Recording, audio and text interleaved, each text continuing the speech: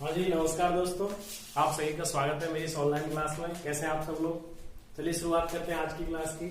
अगर हम अपनी क्लासों की बात करें तो भारतीय संविधान की क्लासेज हमारी चल रही हैं और भारतीय संविधान के साथ साथ दूसरी जो क्लासेज है वो राजस्थान की कला संस्कृति की भी मैं अपलोड कर रहा हूँ। तो आज जो हमारी क्लास है, ये जो हमारी क्लास है वो भारतीय संविधान को लेकर के है। अगर भारतीय संविधान की क्लासों की हम बात करें तो भारत की संवैधानिक शुरुआत से लेकर के 1773 के रेगुलेटिंग एक्ट से लेकर के और 1950 26 जनवरी 1950 तक जब तक हमारा संविधान लागू हुआ तब तक की हम क्लास का अध्ययन कर चुके हैं।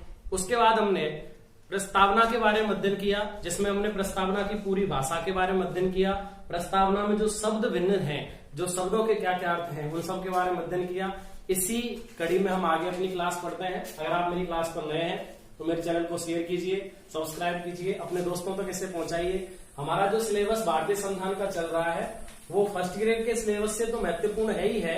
चाहे उसमें कोई भी आप कोई भी परीक्षा दीजिए, कोई भी प्रतियोगी परीक्षा है जिसमें संविधान का भाग है, उस संविधान के हिसाब से मैं आपको पूरा कंप्लीट संविधान टोटल कराऊंगा और हर एक टॉपिक में उतना ही ध्यान देना है।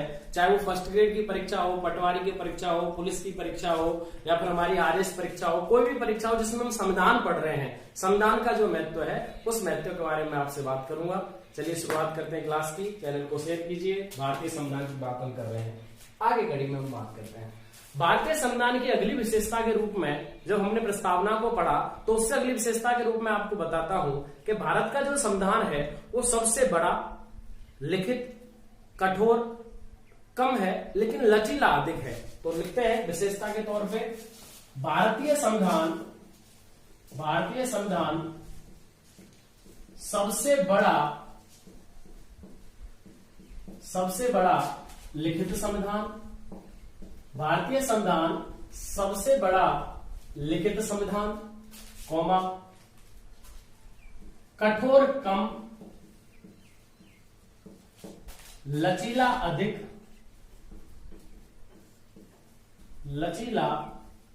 है। लचीला मतलब हमारा कानून लचीले हैं, हमारे कानून में परिवर्तन हो जाता है, पुनरावलोकन हो जाता है, कानून बदल जाता है, संशोधन हो जाता है। जैसे 368 अनुच्छेद हम पढ़ेंगे जिसमें संविधान संशोधन की प्रक्रिया जो दक्षिण अफ्रीका से ली गई है। पुनरावलोकन प्रक्रिया हम पढ़ेंगे जो अमेरिका से ली गई है, 137 अनुच्छेद में है। तो ये हमारे संविधान को लचीला बनाती है, यानी हमारा संविधान लचीला है।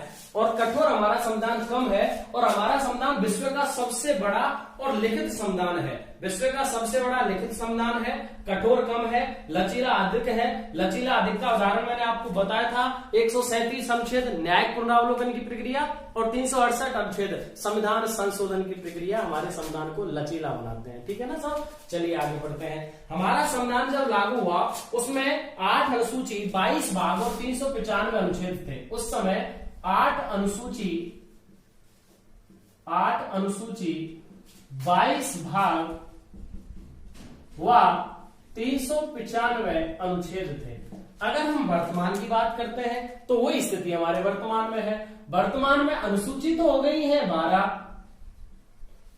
22 तो भाग तो 22 ही है, लेकिन उनके कुल जोड़ को मिलाकर के लगभग 26 भाग हैं।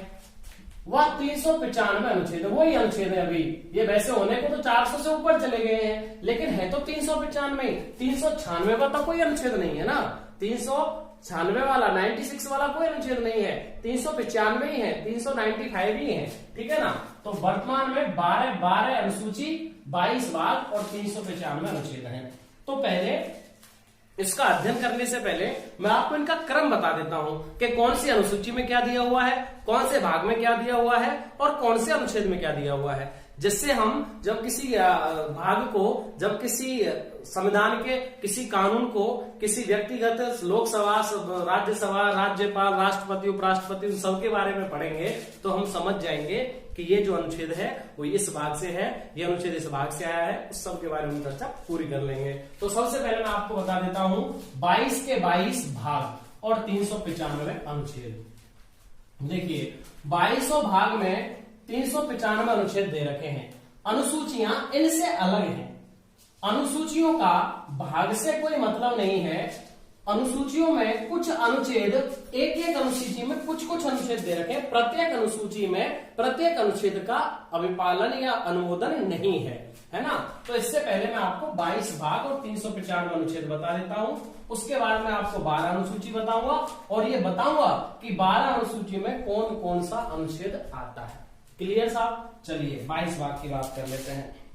तो सबसे पहले मैं आपको बताता हूं 22 भाग। भाग 1 भाग की बात कर रहे हैं, याद रखना आप, एक एक को मैं लिखता जाऊंगा। भाग 1 अनुच्छेद 1 से 4। भाग 1 अनुच्छेद 1 से 4 क्या है? संघ व उसका राज्य क्षेत्र। मतलब संघ, देश, संघ, केंद्र शासित प्रदेश, राज्य उनके नाम, उनमें परिवर्तन, उनकी सीमा, उन सब के बारे में जो कानून बनेंगे, जो अधिनियम बनेंगे, जो कोई जानकारी है वो अनुच्छेद 1 से 4 तक है, भाग 1 में है। अनुच्छेद 2 में नागरिकता है। अनुच्छेद 2 में नागरिकता है। भाग 2 में नागरिकता है। अनुच्छेद 5 से 11 तक के नागरिकता के प्रावधान क्या क्या है, हम एक एक चीज को पढ़ाऊंगा मैं आपको संविधान में। आप बिल्कुल चिंता ना करिए, बस पढ़ते जाइए और दूसरों तक इस चैनल को, मेरे जो ये प्रयास है उसको सफल बनाइए, दूसरे दोस्तों तक इसे पहुंचाइए। चलिए साहब भाग 3 की बात करते हैं।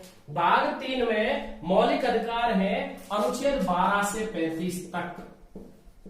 अनुच्छेद 12 से 35 तक मौलिक अधिकारों का वर्णन है, भाग 3 में है। भाग 4 में 36 से 51 तक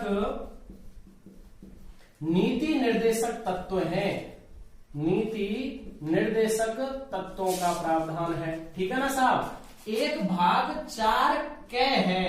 भाग 4 क है जो अनुच्छेद 51 क है। अनुच्छेद 51 क जिसके अंतर्गत आता है, जिसमें मौलिक कर्तव्यों का उल्लेख है। किसका उल्लेख है साहब? मौलिक कर्तव्यों का उल्लेख है। चलिए भाग 5 की बात करते हैं। भाग 5 में अनुच्छेद 52 से 151 तक संघ सरकार है। क्या है? संघ सरकार है। कहां से कहां तक? अनुच्छेद 52 से 151 तक। इसमें भी 5 भाग हैं। इसमें भी कितने भाग हैं? 5। कितने भाग हैं? 5। एक एक भाग को समझिए। पहला भाग 52 अनुच्छेद से लेकर के 78 तक कार्यपालिका। 52 से 78 कार्यपालिका पहला अध्याय। भाग को अध्याय भी बोलते हैं, याद रखना है ना। पहला भाग कौन सा है? 52 से 78 अनुच्छेद तक कार्यपालिका। दूसरा है संसद 79 से 122। दूसरा है संसद 79 से 122 संसद का उल्लेख है। अच्छा, तीसरा है अनुच्छेद 124। इसमें तीसरा जो अध्याय है उसमें राष्ट्रपति की अध्यादेश जो शक्ति है उसका उल्लेख है, ठीक है ना। तीसरा भाग है। देखिए चौथा जो भाग है वो है 124 से लेकर के 147 तक। इसमें है न्यायपालिका। इसमें क्या है साहब? न्यायपालिका है। और देखिए पांचवा जो अध्याय है वो है 148 से लेकर के 151 अनुच्छेद तक, जिसमें हम नियंत्रक एवं महालेखा परीक्षक के बारे में पढ़ेंगे, ठीक है ना साहब। तो कितने अध्याय हैं? 5 अध्याय हैं। कौन से भाग में? 5 में। कौन सा अनुच्छेद है? 52 से 151 तक। एक एक चीज बता रहा हूं सर मैं आपको, एक एक चीज को लिखते जाइए। कितने भाग हो गए? 5। कितने भाग हो गए साहब? 5 भाग हो गए। मैं इसको मिटा देता हूं, है ना। हम भाग और अनुच्छेद की चर्चा कर रहे हैं, ठीक है ना। मैं लिख देता हूं भाग और अनुच्छेद और फिर उनका जो विवरण है। तो कितने भाग हो गए? 5। छठवां भाग हमारा राज्य सरकार का है। छठवां भाग हमारा राज्य सरकार का है। सॉरी, अनुच्छेद लिखूंगा ना पहले। 152 से लेकर के 237 राज्य सरकार। छठवें भाग में जो अध्याय है वो 6 है। देखिए 5वें में अध्याय 5, छठवें भाग में 6। पहला अध्याय है साधारण राज्य क्या है। साधारण राज्य क्या है? 152 अनुच्छेद है। दूसरा जो अध्याय है हमारा, बेटा फोन के नंबर उठा के हाँ। अच्छा साहब, दूसरे अध्याय की बात करते हैं। हमारा दूसरा जो अध्याय है 6 में, वो है कार्यपालिका। दूसरा जो अध्याय है वो है कार्यपालिका। कार्यपालिका कहां से कहां तक? 152 से 167 अनुच्छेद तक। 152 से 167 अनुच्छेद तक क्या है? कार्यपालिका है। विधानमंडल, विधानमंडल 168 से लेकर के 212। तीसरा अध्याय विधानमंडल 168 से लेकर के 212। ठीक है ना साहब। चौथा जो है वो राज्यपाल की अध्यादेश शक्ति। राज्यपाल की अध्यादेश शक्ति कब से कब तक? केवल एक अनुच्छेद है 213। उच्च न्यायालय और अधीनस्थ न्यायालय। उच्च न्यायालय पांचवा अध्याय है। कहां से कहां तक? 213 से लेकर के 14 आएगा ना, 214 से लेकर के 232। 5 अध्याय हो गए। और छठा जो अध्याय है वो है अधीनस्थ न्यायालय। अधीनस्थ न्यायालय जो पढ़ते हैं हम, जिला के जो न्यायालय होते हैं, वो हो गया हमारे साथ 233 से लेकर के और 237 तक। 233 से लेकर के कितना हो गया? 237 तक। ठीक है ना। चलिए अगला पढ़ते हैं, भाग 7। कितने भाग हो गए? 6। भाग 7 वर्तमान में निरस्त कर दिया गया है, जो राज्यों से संबंधित पहली अनुसूची का खंड था। यह है 238 अनुच्छेद था, जिसे निरस्त कर दिया गया है, जो राज्यों से संबंध था, राज्यों से संबंध रखता था, इसे निरस्त कर दिया गया। जो पहली अनुसूची में आता था, याद रखना, ये पहली अनुसूची में आता था, इसे निरस्त कर दिया गया है। अगला है संघ राज्य क्षेत्र। 8वां जो भाग क्या है? वो संघ राज्य क्षेत्र है। अनुच्छेद 239 से लेकर के 242 तक। क्या है संघ राज्य क्षेत्र? कहां दे रखा है? अनुच्छेद 239 से 242 तक दे रखा है। भाग 9 में पंचायतें, भाग 9 में अनुच्छेद 243 है, और 243 में कैसे लेकर के ऋण तक, कैसे लेकर के ऋण तक जो अनुच्छेद है, उसमें पंचायतें दे रखी हैं। क्या दे रखी हैं? पंचायतें। ये अनुसूचियों में भी आती हैं, बताऊंगा मैं आपको। पंचायतें। भाग 9 क्या है? जिसमें अनुच्छेद 243 के पैसे लेकर के यह तक। अब ये ऐसे आएगा, है ना? क्या? अनुच्छेद 243 और कैसे रहे तो वो हो गया। अब अनुच्छेद 243 तैसे ये तक नगर पालिकाएं हैं, यानी कि नगर निगम, नगर पालिकाओं का जो अध्ययन करना है वो इस अनुच्छेद में है। अनुच्छेद 9 में, अनुच्छेद 9 में 243 अनुच्छेद H से Z तक सहकारी समितियां हैं। किसका उल्लेख है? सहकारी समितियों का उल्लेख है। ठीक है ना साहब। चलिए भाग 10 की बात करते हैं। अनुसूचित जाति क्षेत्र 244 से लेकर के 244 के 244 से लेकर के 244 के अनुच्छेद है, जिसमें अनुसूचित जाति क्षेत्र किस तरीके से निर्धारित किए जाएंगे, जाति जो क्षेत्र है वो किस तरीके से निर्धारित होंगे, किस तरीके से दिए जाएंगे, ये भाग 10 में दिया हुआ है। भाग 11 में संघ और राज्यों के बीच संबंध है। भाग 11 में 245 से लेकर के और 263 तक, हाँ 263 तक पड़ता है। क्या है? राज्य और केंद्रों के बीच में संबंध, राज्य और केंद्रों के बीच में संबंध।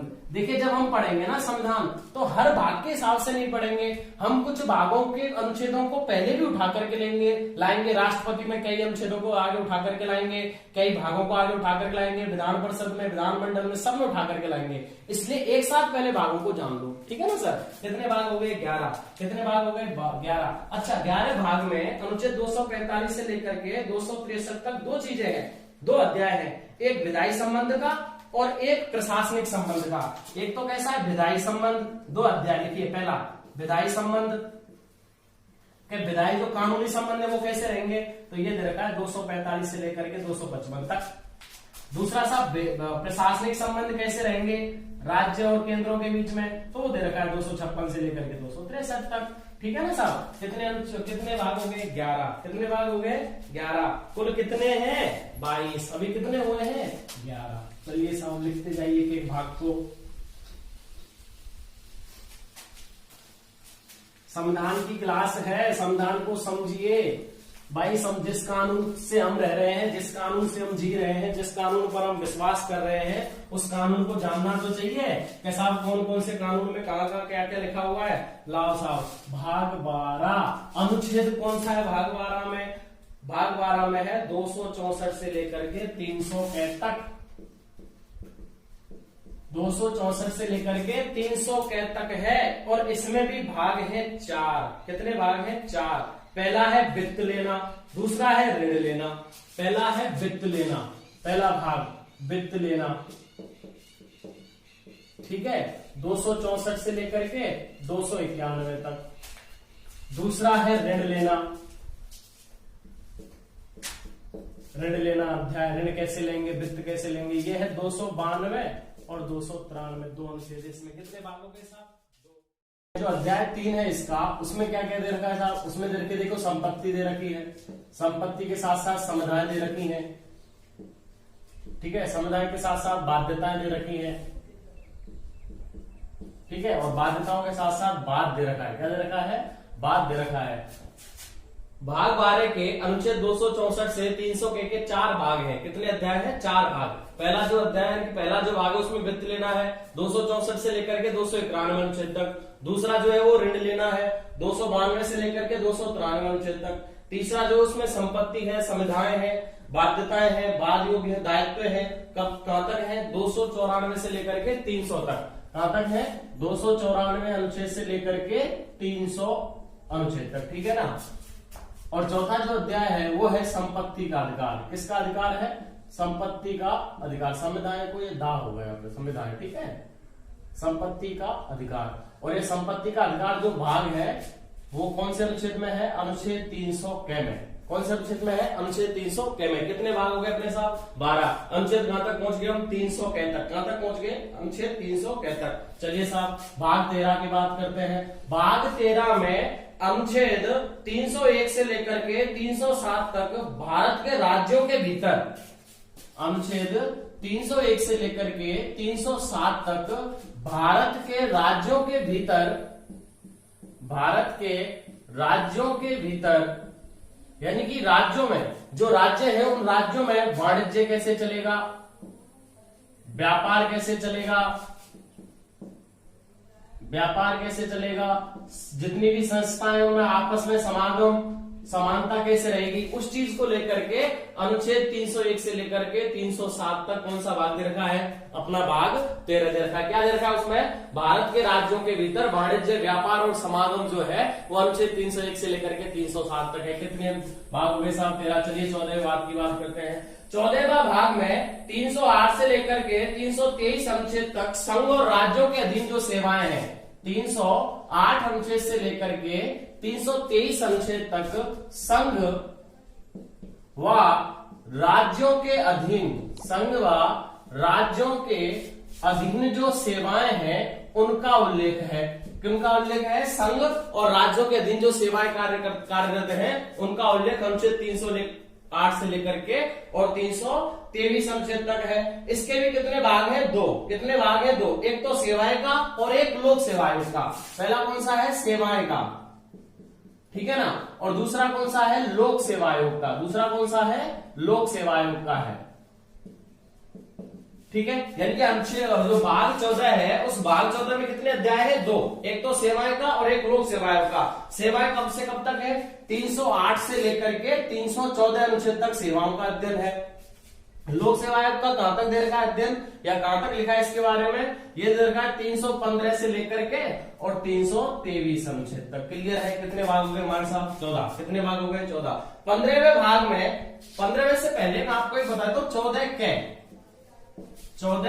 के एक नया है, इसको 323 अनुच्छेद कै ख में जोड़ा गया है, जो एक अधिकरण अनुच्छेद है। 323 अनुच्छेद कै ख में जोड़ा गया है, जो एक अधिकरण अधिकरण अनुच्छेद है। कैसा अनुच्छेद है? अधिकरण अनुच्छेद है। अनुच्छेद 323 और अनुच्छेद 323 तो वो है, अनुच्छेद 323 है और 323 है। क्लियर है ना भाई? अब चलते हैं भाग 15। भाग 15 में निर्वाचन दे रखा है अनुच्छेद 324 से लेकर के 329 अनुच्छेद तक। क्या दे रखा है? निर्वाचन। क्या दे रखा है? निर्वाचन दे रखा है। कौन से अनुच्छेद से कौन से अनुच्छेद तक? 324 से लेकर के 329 अनुच्छेद तक दे रखा है। चलिए बात करते हैं भाग 16 में अनुच्छेद 330 से लेकर के 342 तक। भाग 16 में अनुच्छेद 330 से लेकर के 342 तक विशेष वर्गों के लिए प्रावधान। जो अपने विशेष वर्ग हैं, जाति वर्ग हैं, उन वर्गों का जो प्रावधान है, उनके जो नियम है, उनके लिए जो कानून है, उनका उल्लेख कौन से अनुच्छेद में दे रखा है? अनुच्छेद 330 से लेकर के 342 तक दे रखा है। भाग कौन सा है? 16। भाग कौन सा है? 16 भाग है। कितने भाग है हमारे? कुल टोटल 22 भाग हैं। कितने भाग हैं? 22 भाग हैं। चलिए मैं इसको मिटा देता हूं, फिर इसके ऊपर अगला भाग लिखता हूं। देखिए, जब हम कोई भी टॉपिक पढ़ेंगे संविधान में आगे जा करके, तो वह जो टॉपिक है उस टॉपिक में भागों के हिसाब से अनुच्छेद बिल्कुल एक जैसे नहीं आएंगे। कहीं से कोई भाग के अनुच्छेद उठाने पड़ेंगे, कहीं से कोई भाग के अनुच्छेद उठाने पड़ेंगे, तब हमारे समझ में ये कंफ्यूजन हो जाएगी। हम ये चीज समझ नहीं पाएंगे कि हमारा कौन सा भाग चल रहा है, किस हिसाब से हम उसका अध्ययन कर रहे हैं। इसलिए मैं जितने भी भाग हैं उनको आपको पहले क्लियर करा देता हूं, ठीक है ना। भाग 17 की बात करते हैं। भाग 17 में राजभाषा का वर्णन है। अनुच्छेद 343 से लेकर के और 351 तक। अनुच्छेद 343 से लेकर के 351 तक राजभाषा का वर्णन। राजभाषा का वर्णन भाग 17 में दे रखा है। अच्छा, इसके भी कितने अध्याय हैं साहब? 4 अध्याय हैं। कितने अध्याय हैं? 4। सबसे पहले हमारे संघ की भाषा कैसी रहेगी, फिर हमारी प्रादेशिक भाषा कैसी रहेगी। सबसे पहले हमारी संघ की भाषा। कैसी भाषा साहब? संघ की भाषा कैसी रहेगी? सबसे पहले हमारी संघ की भाषा कैसी रहेगी? हम पढ़ेंगे इनको एक एक करके जब हम पूरे संविधान को पढ़ेंगे। पहले मैं केवल आपको भाग क्लियर करा रहा हूं। फिर उसके बाद हमारी जो अध्याय है, दूसरा जो अध्याय हुआ है प्रादेशिक भाषा। प्रादेशिक भाषाएं जो कौन कौन सी हैं, किस तरीके से उनका प्रावधान है, वो 345 से लेकर के 351 अनुच्छेद तक है। यानी कि भाग 17 में भी कितने भाग अध्याय हैं? 4। कितने अध्याय हैं? 4। फिर हमारी सर्वोच्च न्यायालय की भाषा, ठीक है ना। सर्वोच्च न्यायालय, उच्च न्यायालय की भाषा कैसी रहेगी? तो ये 351 नहीं है, 347 है। अभी तो 2 अध्याय और रह गए ना। हाँ, 343 है। फिर हमारी बात करते हैं तीसरा भाग, तीसरा जो अध्याय है उसमें हमारा सर्वोच्च न्यायालय, सर्वोच्च न्यायालय, उच्च न्यायालय, उच्च न्यायालय या जो अधीनस्थ न्यायालय है की भाषाएं, यानी कि उच्च न्यायालय, अधीनस्थ न्यायालय, सर्वोच्च न्यायालय की जो भाषाएं हैं उनका उल्लेख 348 से लेकर के 349 अनुच्छेद तक के अंदर दे रखा है। कौन से भाग में? 17 भाग में। कौन से भाग में? 17 में। और भाषाओं को लेकर के जो विशेष निर्देश हैं, भाषाओं को लेकर के जो विशेष निर्देश है, विशेष बातें हैं, वो कौन से अनुच्छेद में दे रखी हैं? अनुच्छेद 350 और 351 में। कितने भाग हो गए? 17। 18वां जो भाग है वो आपात उपबंध के लिए है। 352 अनुच्छेद से लेकर के 360 तक जो आपातकालीन उपबंधीय व्यवस्था है, आपातकालीन उपबंधीय व्यवस्थाएं हैं, वो कौन से अनुच्छेद में दे रखी हैं साहब? 352 से 360 अनुच्छेद के अंतर्गत भाग 18 में दे रखी है। भाई जब हम राष्ट्रपति पढ़ेंगे, राष्ट्रपति हमारा 52 से 62 तक आएगा। कुछ अनुच्छेदों को हम अगले भागों से पढ़ते चले जाएंगे, तो ये तो पूरा का पूरा भाग हमको राष्ट्रपति में अध्ययन करना पड़ेगा। तो याद रखिए, जैसे मैं आपको तब बताऊंगा कि जो 18वां भाग है और जो आपातकालीन उपबंधीय व्यवस्थाएं हैं वो राष्ट्रपति और राज्यपाल के लिए कैसे कैसे आती हैं, उन सब के बारे में चर्चा हम राष्ट्रपति में करेंगे। तो ये कौन सा भाग हुआ? 18वां भाग। 19वां भाग प्रकीर्णन को लेके है। 19वां भाग प्रकीर्णन को लेके है, जिसमें 361 से लेकर के और 367 अनुच्छेद आता है। प्रकीर्णन को लेकर के है। कानून का नियमन जो होगा, किस तरीके से कानून का नियमन होगा, उसका जो वर्णन है वो 361 से लेकर के 367 अनुच्छेद तक है। भाग 19 में दे रखा है। भाग 20 में संविधान का संशोधन दे रखा है। भाग 20 में संविधान का संशोधन, इसमें एक ही अनुच्छेद आता है, संविधान संशोधन प्रक्रिया। मैंने बताया था संविधान संशोधन प्रक्रिया क्या है, हमारे संविधान को लचीला बनाने का एक उदाहरण है। कहां से ली गई है? दक्षिणी अफ्रीका से ली गई है। कौन से अनुच्छेद में है? 368 अनुच्छेद में है। केवल एक ही भाग है, 20 भाग 368 अनुच्छेद में क्या दे रखा है? पूरा का पूरा संविधान संशोधन प्रक्रिया दे रखी है, संविधान संशोधन प्रक्रिया दे रखी है। क्लियर है ना साहब? कौन सा भाग रहा? 20। 21वें भाग की बात करते हैं। अनुच्छेद 369 से लेकर के 92 तक अस्थायी संक्रमणशील और विशेष उत्पन्न। अनुच्छेद 369 से लेकर के 392 तक अस्थायी विशेष एवं संक्रमणशील अनुदेशन का अध्ययन दे रखा है। यानी कि जो हमारे केंद्र सरकार के द्वारा, राज्य सरकार के द्वारा जो अस्थायी नियमन लगाए जाते हैं, अस्थायी विशेष कानून बनाए जाते हैं, उनका जो अध्ययन है वो कहां दे रखा है? भाग 21 में दे रखा है। अनुच्छेद 369 से लेकर के 392 तक दे रखा है। भाग 22 में 393 से लेकर के 395 अनुच्छेद तक संक्षिप्त नाम प्रारंभ हिंदी। अनुच्छेद 393 से लेकर के 395 तक केवल कितने अनुच्छेद आते हैं इसमें? 3 लास्ट में, ठीक है ना? 3 अनुच्छेद आते हैं। इनमें संक्षिप्त नाम प्रारंभ हिंदी में प्राकृतिक पाठ और निरसन। संक्षिप्त नाम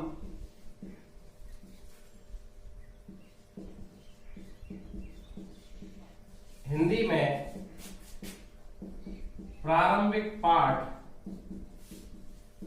एवं निरसन, इनका जो अध्ययन दे रखा है वो कौन से भाग में दे रखा है? भाग 22 में दे रखा है। किस में दे रखा है? भाग 22 में। हिंदी में प्रारंभिक पाठ एवं निरसन तथा संचित नामों का जो उल्लेख है वो 393 से लेकर के 395 से। जो संचित नाम रख लेते हैं ना, अपने नाम काट करके जो नाम रख लेते, जैसे मान लीजिए किसी का नाम नरेंद्र कुमार मुखर्जी है तो HK मुखर्जी उसने लिख लिया। तो ये जो अध्ययन है वो किस में दे रखा है? भाग 22 में दे रखा है। किस में दे रखा है साहब? भाग 22 में दे रखा है। तो ये है हमारे संविधान के भाग 22 के 22 भाग, और उनके साथ साथ उनके जो अनुच्छेद हैं, जो प्रत्येक भाग में किस अनुच्छेद से लेकर के किस अनुच्छेद तक दे रखा है, या प्रत्येक भाग में कितने अध्याय हैं, उनका अध्ययन किया। अब मैंने बताया कि जब संविधान अपना लागू हुआ था तो उस समय हमारे संविधान में अनुसूचियों की संख्या 8 थी। अनुसूचियों की संख्या कितनी थी? 8। लेकिन वर्तमान में अनुसूचियों की संख्या जो है वो 12 है। कितनी है? 12। यह अलग से कुछ नियम कानून है अनुसूचियों के तहत, जिनमें कुछ कुछ अनुच्छेदों को ही शामिल किया गया है। ऐसा नहीं है कि एक अनुच्छेद से लेकर के 395 395 तक जितने भी अनुच्छेद हैं वो सारे के सारे अनुच्छेद सभी अनुसूचियों में आते हैं। अब हम शुरू करते हैं अनुसूचियों को, यानी कि जो हमारे संविधान में अनुसूचियों की संख्या है वो कितनी है? 12। कितनी है? 12। अब हम 12 अनुसूचियों के बारे में जान लेते हैं। चलिए, पहले कितनी थी? 8। वर्तमान में कितनी है? 12। सबसे पहले बात करते हैं प्रथम अनुसूची। प्रथम अनुसूची देखिए साहब, हमारा जो देश है वो राज्यों का संघ है। हमारा जो देश है वो किनका संघ है? राज्यों का संघ है। यानी कि हमारी प्रथम अनुसूची में राज्य, उनके नाम, उनका संक्षिप्तीकरण, उनका जो फैलाव है, उन सब का वर्णन दे रखा है। उनकी जो प्रादेशिक सीमाएं हैं उन सब का वर्णन कौन सी अनुसूची में दे रखा है? प्रथम अनुसूची में दे रखा है। क्या क्या दे रखा है? राज्य, उनके नाम, न्यायिक क्षेत्र, संघ, राज्य, उनके नाम और उनका न्यायिक क्षेत्र। क्या क्या दे रखा है? राज्य, उनके नाम, न्यायिक क्षेत्र एवं सीमाएं, संघ राज्य, उनके नाम, न्यायिक क्षेत्र व सीमाएं। ठीक है, अब कौन कौन से किन किन राज्यों के क्या क्या नाम रहेंगे, किस आधार पर नाम बनेंगे, उनका न्यायिक क्षेत्रफल कितना रहेगा, उनकी सीमाएं कहां कहां तक फैल सकती हैं, ये कौन सी अनुसूची में दे रखा है, प्रथम अनुसूची में दे रखा है। उसके तहत आपको पता है कि वर्तमान में हमारे देश में 28 राज्य हैं व 8 केंद्र शासित प्रदेश है। याद रखना, वर्तमान में हमारा जो देश है उसमें 28 राज्य और 8 केंद्र शासित प्रदेश हैं। अगर इसके बारे में आपको जानना है तो आप मेरी ज्योग्राफी की पहली क्लास देख सकते हैं, भारत ज्योग्राफी की, उसमें मैंने एक एक राज्य का वर्णन किया है किस तरीके से। बाकी का जब मैं अनुच्छेद 1 से लेकर के 4 तक अध्ययन करूंगा तब मैं आपको बताऊंगा कि कौन कौन से राज्य का नाम किस आधार पर रखा गया, कौन कौन सा राज्य कब बना, कौन कौन सा संघ शासित प्रदेश कब बना और वर्तमान में इनकी संख्या 8 और 28 कैसे है, उस सब की चर्चा हम जब भाग पहला पढ़ेंगे, अनुच्छेद 1 से 4 तक राज्य और संघ राज्यों के बारे में अध्ययन करेंगे, तब मैं आपको बताऊंगा। ठीक है ना। तो प्रथम अनुसूची में अनुच्छेद 1 और 4 दे रखे हैं, अनुच्छेद 1 एवं 4 से 4 तक। ठीक है ना। बाकी का मुख्य रूप से 1 और 4 अनुच्छेद, केवल 2 अनुच्छेद आते हैं प्रथम अनुसूची में। राज्य, उनके नाम, न्यायिक क्षेत्र एवं उनकी सीमाएं, संघ राज्य, उनके नाम, न्यायिक क्षेत्र एवं उनकी सीमाएं कौन सी अनुसूची में है, प्रथम अनुसूची में। कौन सी अनुसूची में है, प्रथम। देखिए साहब, बात करते हैं द्वितीय अनुसूची।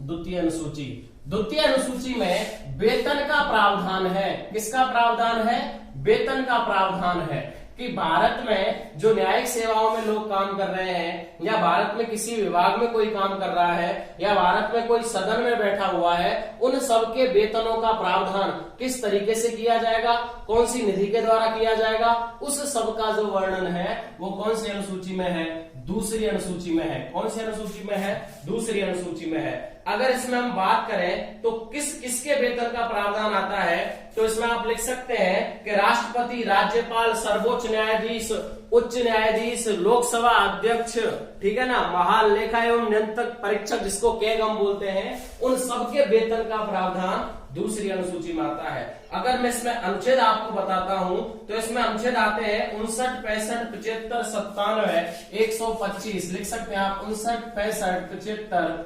97, 125 अनुच्छेद इसमें आते हैं। ठीक है ना। इसके बाद इसमें 148, 58, 64, 86, 148, 158, 164, 186 और 221। केवल इन अनुच्छेदों का अध्ययन किया जाता है दूसरी अनुसूची में। ठीक है ना भाई। दूसरी अनुसूची में 59, 65, 75, 97, 125, 148, 158, 164, 186 और 221 अनुच्छेद का अध्ययन किया जाता है जिनमें वेतन का प्रावधान है। किसका प्रावधान है, वेतन का प्रावधान है। चलिए साहब बात करते हैं तीसरी अनुसूची, तृतीय अनुसूची। देखिए 3 में 3 शब्द, 3 का वाक्य, शपथ। ठीक है ना भाई।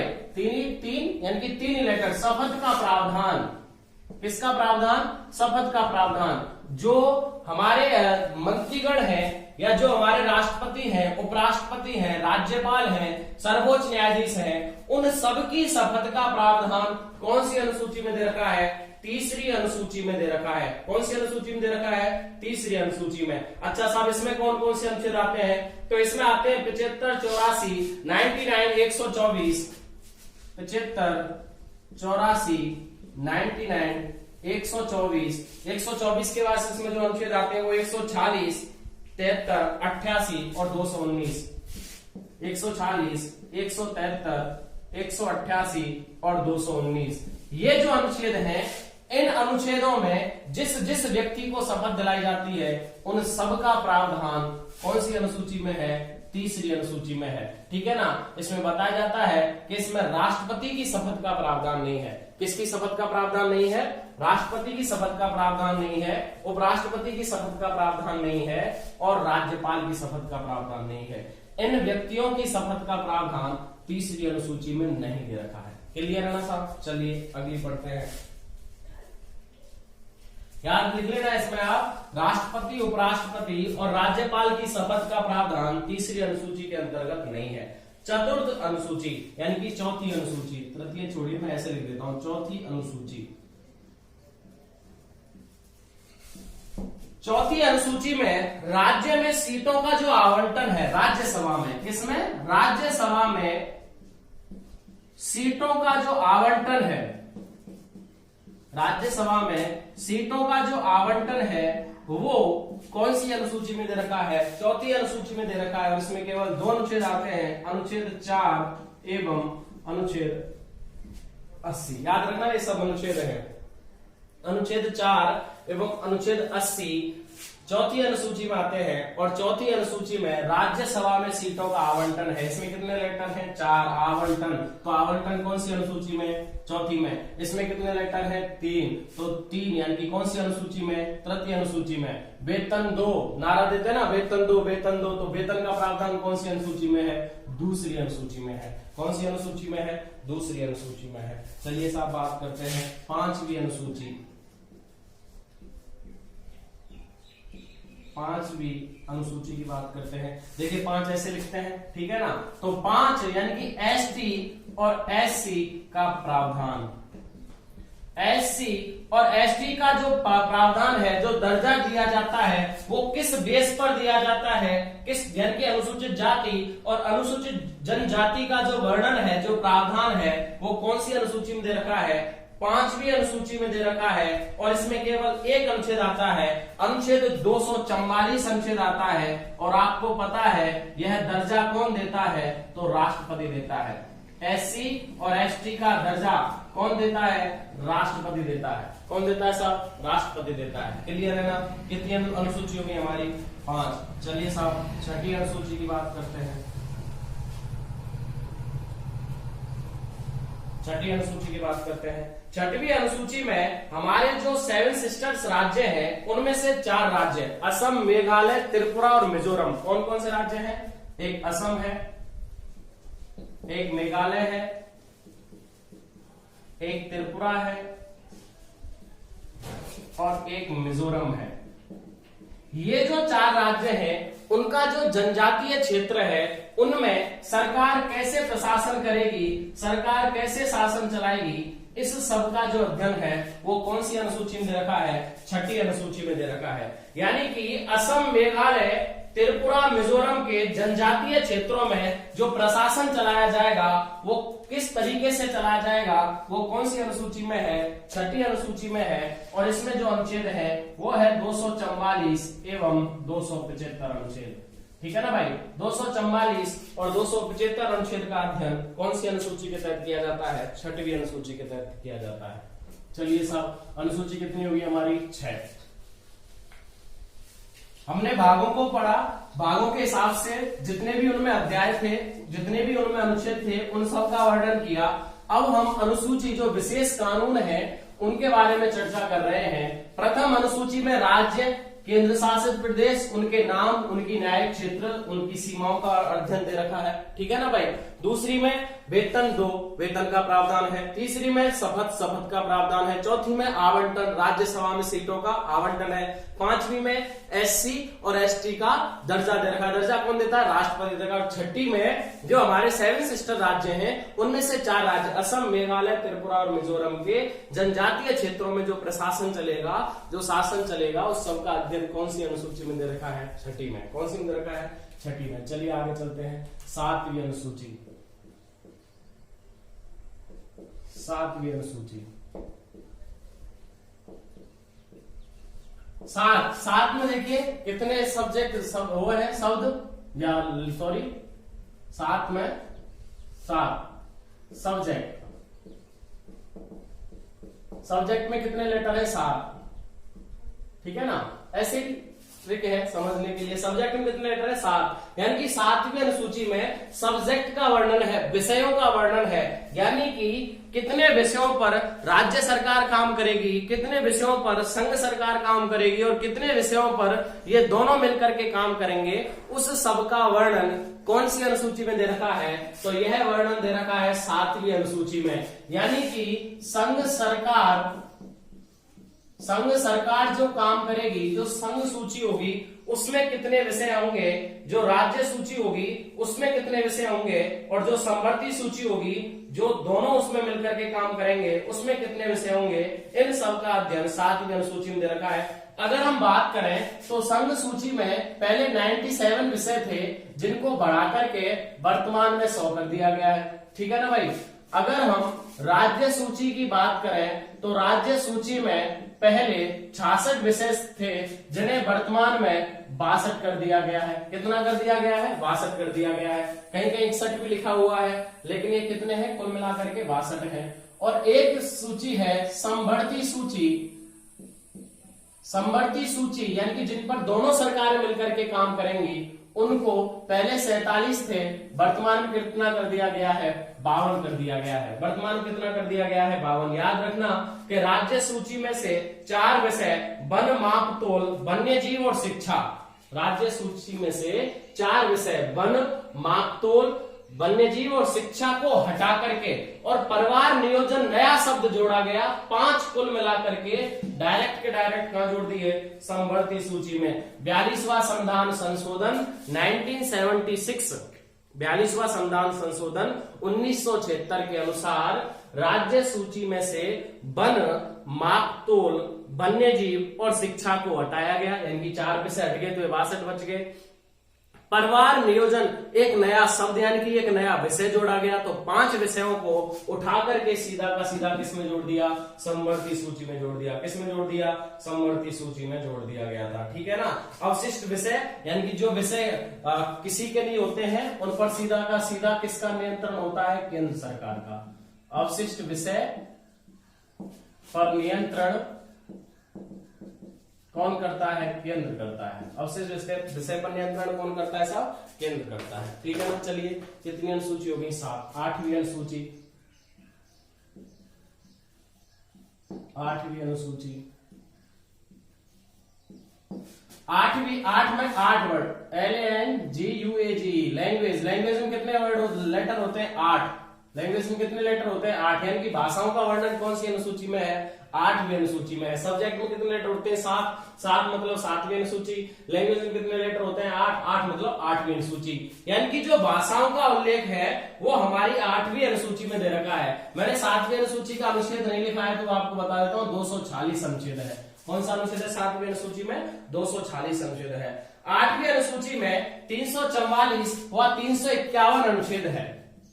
344 व 351 अनुच्छेद का उल्लेख है।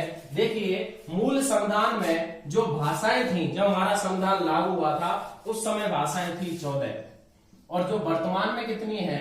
वर्तमान में है 22। वर्तमान में कितनी भाषा है? 22 भाषा है। 22 भाषाओं को मैं आपको बता देता हूं कौन कौन सी भाषाएं। एक ट्रिक है जो पढ़ी है मैंने, उसके बारे में आपको बताता हूं। एक है NP, एक बार में हम समझेंगे इसको, नेपाली और पंजाबी। NP एक व्यक्ति का कोई नाम है, नेपाली और पंजाबी। भाग BHAG, ठीक है ना भाई। इसमें क्या होगा? बांग्ला, हिंदी, असमिया और गुजराती, ठीक है। कितनी होगी? 6। NP भाग, NP किसी व्यक्ति का नाम है। NP मैंने एक सर ने पढ़ाई थी मुझे, उन्हीं से मैं आपको इससे पढ़ा रहा हूं। NP भाग 3 किलोमीटर। 3 किलोमीटर मतलब 3 केपर और 3 एम्पर। देखिए कौन कौन सी? कन्नड़, कोंकणी, कर्नाटकी। एम्पर मराठी, मलयालम।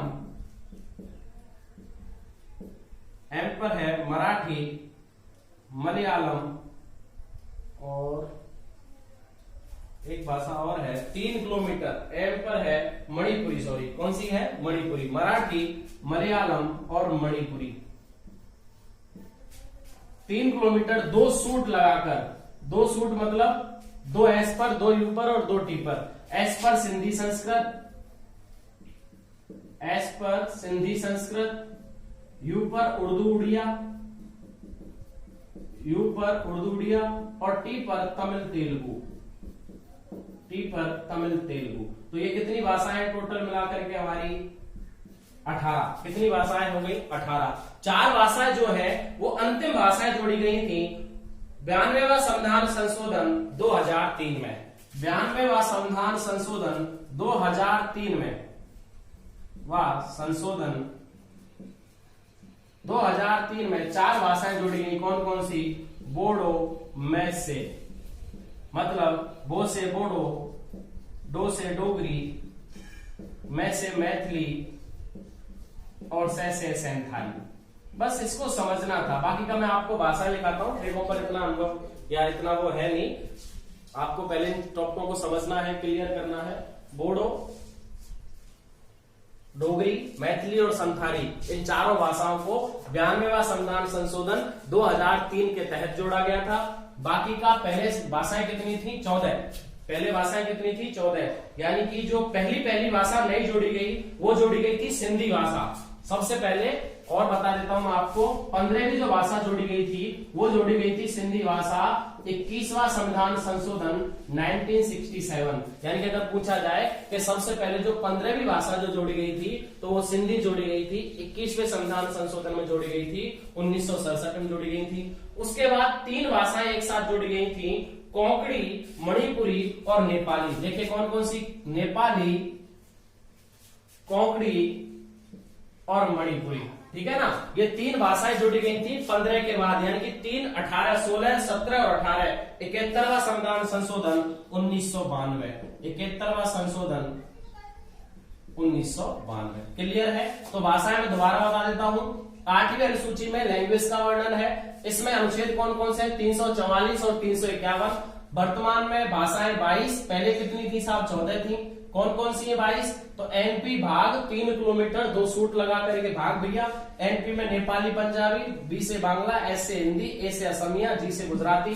किलोमीटर में के से 3 कन्नड़ कोंकणी कर्नाटकी, एम से 3 मराठी मलयालम मणिपुरी और 2 सूट तो एस से 2 सिंधी संस्कृत, यू से 2 उर्दू उड़िया और टी से 2 तमिल तेलुगु। सिंधी सबसे पहली भाषा जो जोड़ी गई थी 21वां संविधान संशोधन 1967।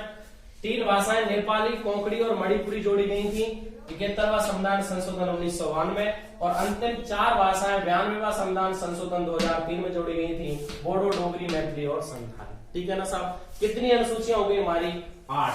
यानी कि हमारे संविधान में, मूल संविधान में जो अनुसूचियों की संख्या थी वो 8 थी। वर्तमान में कितनी है?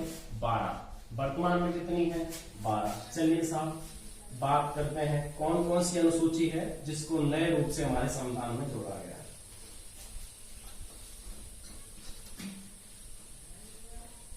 अनुसूची कितनी थी?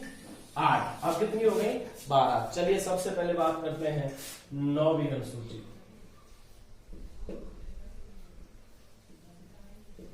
9वीं अनुसूची की बात करते हैं। प्रथम संविधान संशोधन 1951 के तहत, प्रथम संविधान संशोधन 1951 के तहत भू सुधार अधिनियम, आर्थिक सुधार अधिनियम और आर्थिक न्याय। देखिए क्या क्या जोड़ा गया था? प्रथम संविधान संशोधन 1951 के तहत 9वीं अनुसूची को जोड़ा गया, जिसमें भूमि सुधार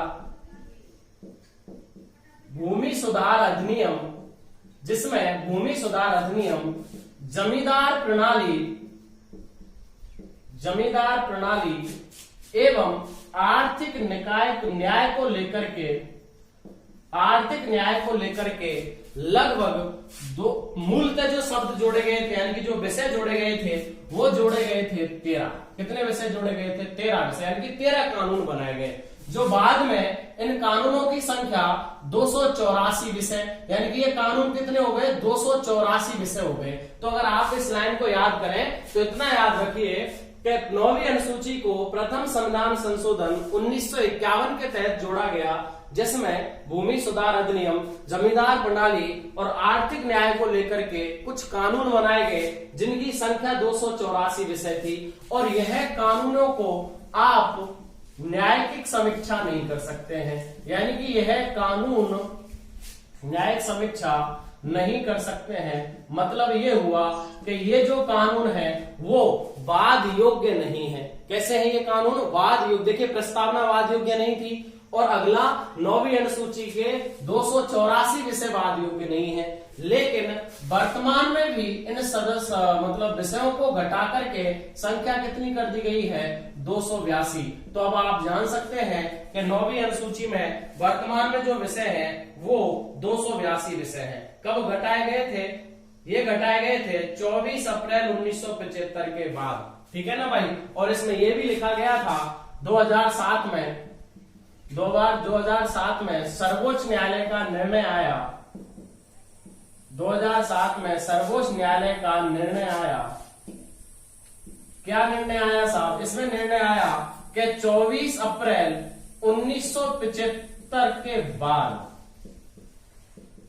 इसमें निर्णय। देखिए मैंने पहले भी आपको एक लाइन बताई, समझिए इसको, कि 9वीं अनुसूची में प्रथम संविधान संशोधन के तहत 9वीं अनुसूची को 1951 में जोड़ा गया। इस अनुसूची में भूमि सुधार अधिनियम, जमींदार प्रणाली अधिनियम और आर्थिक न्याय अधिनियमों के बारे में कुल मिलाकर के 284 विषय जोड़े गए। ठीक है ना? 13 छोड़िए, भूलते 13 थे, लेकिन वर्तमान में 284 विषय जोड़े गए। ये 284 के 84 विषय के बारे में आप न्यायिक समीक्षा नहीं कर सकते थे, यानी कि आप इनके विरुद्ध अपील नहीं कर सकते हैं, इनके विरुद्ध कोई कानून बनवाने के लिए आप अर्जी नहीं लगा सकते हैं। यह फिक्स हो गया। ठीक है ना? लेकिन वर्तमान में यह विषय 282 बचे हैं, और 2007 में सर्वोच्च न्यायालय का यह निर्णय आया कि 24 अप्रैल 1975 के बाद जिन विषयों को इस अनुसूची में जोड़ा गया है, जिन विषयों को इन अनुसूची में जोड़ा गया है, उन पर वाद हो सकता है, न्यायिक समीक्षा की जा सकती है। 24 अप्रैल 1975 के बाद जोड़ी गई या जोड़े गए विषयों पर न्यायिक समीक्षा की जा सकती है।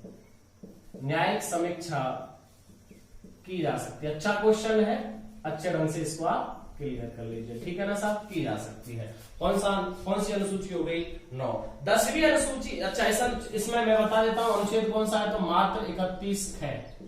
एक अनुच्छेद है जो इसमें आता है, अनुच्छेद 31 है, 9वीं अनुसूची के तहत आता है। चलिए 10वीं अनुसूची की बात कर लेते हैं। दल बदल विरोध कानून। 10वीं अनुसूची जोड़ी गई साहब। दल बदल विरोध कानून, ये 10वीं अनुसूची है। यह 10वीं अनुसूची 52वां संविधान संशोधन 1985 में जोड़ी गई। 52वां संविधान संशोधन 1985 में 10वीं अनुसूची जोड़ी गई, जो दल बदल विरोध कानून को लेकर के है। यानी कि पहले बिना कोई सूचना करे कोई भी व्यक्ति या कोई भी पार्टी का सदस्य दूसरी पार्टी में चला जाता था, उसको रोकने के लिए 10वीं अनुसूची को दल बदल विरोध कानून बनाने के लिए 52वां संविधान संशोधन 1985 में राजीव गांधी के समय जोड़ा गया था। किसके समय जोड़ा गया था? राजीव गांधी के समय जोड़ा गया था, जिसमें इन्होंने कहा कि 1/3 सदस्य दल बदल सकते हैं। यानी कि किसी भी पार्टी के कितने सदस्य दल बदल सकते हैं? 1/3 सदस्य दल बदल सकते हैं। ये कब की बात है? 1985 की बात है। कब की बात है? 1985 की बात है। लेकिन 91वें संशोधन 2003 के अनुसार, यानी कि 1985 में तो इन्होंने फिक्स कर दिया, दल बदल विरोध कानून को रोक दिया कि अगर कोई भी पार्टी के सदस्य किसी दूसरी पार्टी में जाना चाहते हैं तो मात्र कितने सदस्य जा सकते हैं? 1/3, यानी कि 9 में से 3 सदस्य जा सकते हैं। 91वें संविधान संशोधन 2003 के अनुसार यह निश्चित किया गया कि 2/3 सदस्य जा सकते हैं। 2/3 सदस्य पार्टी बदल सकते हैं या दूसरी पार्टी में जा सकते हैं, लेकिन निर्णय स्पीकर देगा। स्पीकर कौन होता है? लोकसभा अध्यक्ष। स्पीकर कौन होता है? लोकसभा अध्यक्ष होता है। यानी कि इस बात का निर्णय कौन देगा साहब? लोकसभा अध्यक्ष देगा। कि पहले 1 तिहाई जाते थे, 1950 में जब इसको जोड़ा गया तब 1 तिहाई सदस्यों के लिए अनुमति दी गई, लेकिन 91वें संविधान संशोधन 2003 के तहत यह अनुमति दी गई कि 9 में से 6 आदमी यानी कि 2 तिहाई सदस्य दूसरी पार्टी में जा सकते हैं, लेकिन उसका जो निर्णय है, उसके जो बारे में निर्णय करेगा वो कौन करेगा? लोकसभा अध्यक्ष, स्पीकर करेगा। क्लियर है ना साहब? आई बात समझ में? निर्णय स्पीकर करेगा। कितनी अनुसूची हो गई? 10। कितनी अनुसूची हो गई? 10। तो याद रखना, एक बात क्लियर है, अब तक हमने 2 चीजें पढ़ी हैं जिनकी न्यायिक समीक्षा नहीं की जा सकती है। एक तो कौन है? प्रस्तावना। प्रस्तावना की न्यायिक समीक्षा नहीं की जा सकती है। और एक कौन है? 9वीं अनुसूची के 284 विषय। लेकिन वो विषय जो कब जोड़े गए थे? 24 अप्रैल 1975 से पहले। 2007 में सर्वोच्च न्यायालय ने यह निर्णय दिया कि 24 अप्रैल 1975 से जोड़े गए पहले विषयों पर आप न्यायिक समीक्षा नहीं कर सकते हैं, उनके बाद में जो विषय जोड़े गए उन पर आप न्यायिक समीक्षा कर सकते हैं। चलिए साहब बात करते हैं 11वीं अनुसूची। बात करते हैं 11वीं अनुसूची। देखिए 11वीं जो अनुसूची है वो पंचायत को संवैधानिक दर्जा दिलाने के लिए, पंचायत को संवैधानिक दर्जा दिलाने के लिए 73वां संविधान संशोधन दिसंबर 1992 में किया गया था। सुनिए पहले, 11वीं अनुसूची है, 73वां संविधान संशोधन हुआ। 73वां संशोधन हुआ कब हुआ? दिसंबर 1992 में संशोधन हुआ। इस संशोधन के तहत 11वीं अनुसूची को अनुच्छेद 243 में, अनुच्छेद देखिए 10वीं अनुसूची में अनुच्छेद रह गए थे, लिख लेना, 102 अनुच्छेद और 131। 10वीं अनुसूची के 2 अनुच्छेद हैं, कौन कौन से हैं? 102 अनुच्छेद है और 131, 31 नहीं 191, 31 नहीं 91, 2 अनुच्छेद हैं। कौन से में है? 10वीं अनुसूची में। तो 243 अनुच्छेद में 243 कैसे रह तक पंचायत को संवैधानिक दर्जा दिया गया। पंचायत को संवैधानिक दर्जा दिया गया। 11वीं अनुसूची 73वां संविधान संशोधन दिसंबर 1992 के तहत संविधान में जोड़ी गई। अनुच्छेद 243 में 243 कैसे रह तक कुल 29 विषय दिए गए। कितने विषय दिए गए? 29 विषय दिए गए और पंचायत को संवैधानिक दर्जा मिला। किसको संवैधानिक दर्जा मिला? पंचायत को संवैधानिक दर्जा मिला। याद रखना, इस अनुसूची को लागू किया गया था 23 अप्रैल 1993 को।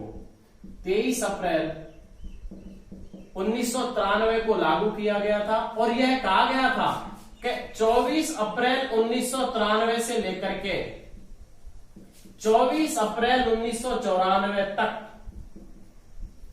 अगले 1 वर्ष में जितने भी राज्य हैं उन राज्यों में पंचायत यानी कि 11वीं अनुसूची लागू हो जानी चाहिए।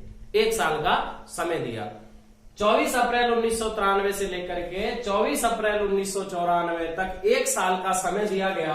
23 अप्रैल 1993 को इस अनुसूची को लागू किया गया, लेकिन हम पंचायती राज जो दिवस मनाते हैं वो कब मनाते हैं? 24 अप्रैल को मनाते हैं। कब मनाते हैं? 24 अप्रैल को मनाते हैं। हम इसके बारे में जब हम स्थानीय निकाय पढ़ेंगे, पंचायती शासन पढ़ेंगे, स्थानीय स्वशासन पढ़ेंगे, तब हम इसके बारे में अच्छे ढंग से अध्ययन करेंगे। अनुच्छेद 243 कैसे रह तक। चलिए साहब 12वीं अनुसूची की बात करते हैं।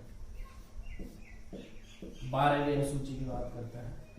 12वीं अनुसूची का जो संविधान संशोधन है वो 74वां संविधान संशोधन है। 74वां संशोधन है, वो भी कब हुआ था? इसी के साथ हुआ था।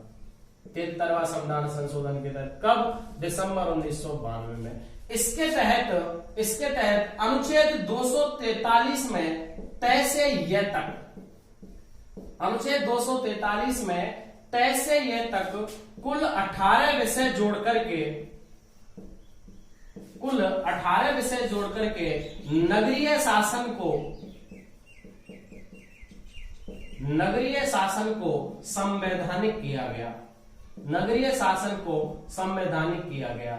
यानी कि नगरीय नगर पालिका नगर निगम, ठीक है ना, उनको नगर परिषद, उनको लेकर के जो कुल 18 विषय दिए गए वो अनुच्छेद 243 में तय से यह तक दिए गए। यह संशोधन भी कब हुआ?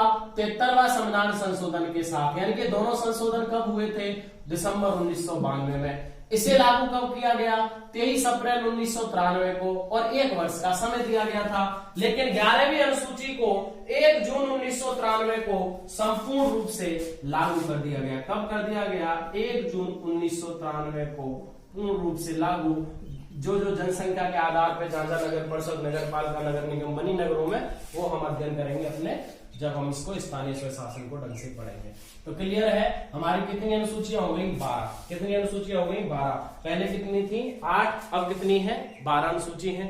पहली राज्य संघ शासित प्रदेश, उनके नाम उनको लेकर के है। दूसरी वेतन, तीसरी शपथ, चौथी आवंटन, राज्यसभा में सीटों का आवंटन, 5वीं SC ST का दर्जा, 6ठी जो है उसमें क्या है, जो 7 सिस्टर्स में से 4 राज्य हैं, असम, मेघालय, त्रिपुरा, मिजोरम, उनका जनजातीय क्षेत्रों का जो प्रशासन है। 7वीं में सब्जेक्ट है, विषय है। 8वीं में लैंग्वेज है। 9वीं प्रथम संविधान संशोधन के तहत जोड़ी गई 1951 में। 10वीं जो है वो 52वां संविधान संशोधन 1985 में जोड़ी गई थी, ठीक है ना भाई। 11वीं 73वां संविधान संशोधन दिसंबर 1992 और 12वीं 74वां संविधान संशोधन दिसंबर 1992। 11वीं अनुसूची को लागू किया 23 अप्रैल 1993 को, और कहा गया 1 साल का समय दिया गया। और 12वीं अनुसूची को लागू किया गया 1 जून 1993 को। और याद रखना, ये जो विषय है, जो अपना स्थानीय स्वशासन है, यह राज्य सूची का विषय है। स्थानीय स्वशासन जो है ना, वो कौन सी सूची का विषय है? राज्य सूची का विषय है। तो ये रहे हमारे संविधान के प्रमुख भागों के तहत अनुच्छेद और संविधान की अनुसूचियां। अब हम अगली क्लास में भाग 1 में अनुच्छेद 1 से 4 तक अध्ययन करेंगे। भाग 2 में अनुच्छेद 5 से 11 तक अध्ययन करेंगे। भाग 3 में 12 से 35 तक अध्ययन करेंगे। उस तरीके से अध्ययन हमारी क्लास रहेगी। संविधान की क्लासें आप लेते रहिए, चैनल को शेयर करते रहिए, सब्सक्राइब करते रहिए। Thank you sir, thank you everyone, thank you so much.